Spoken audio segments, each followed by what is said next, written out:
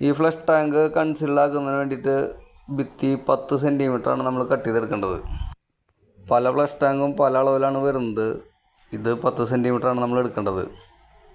10 centimetre എടുത്താലാണ് ഇതിൻ്റെ പ്ലാസ്റ്ററിങ്ങിൻ്റെ കനോടിയും കറക്റ്റായിട്ട് നമുക്ക് കിട്ടുള്ളൂ.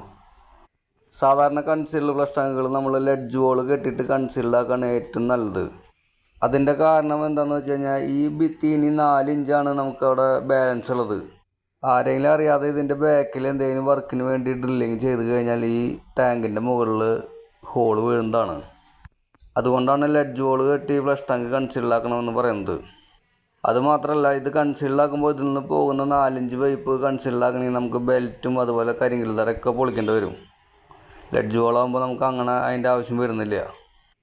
ഇനി നമുക്ക് ഈ ഫ്ലഷ് ടാങ്ക് കൺസീൽഡാക്കിയിട്ടുള്ള എങ്ങനെയാണെന്ന് നോക്കാം. ഇവിടെ നമുക്ക് 18 സെൻറ്റിമീറ്ററിൻ്റെ അളവിലുള്ള ക്ലോസറ്റാണ് എടുത്തിട്ടുള്ളത്.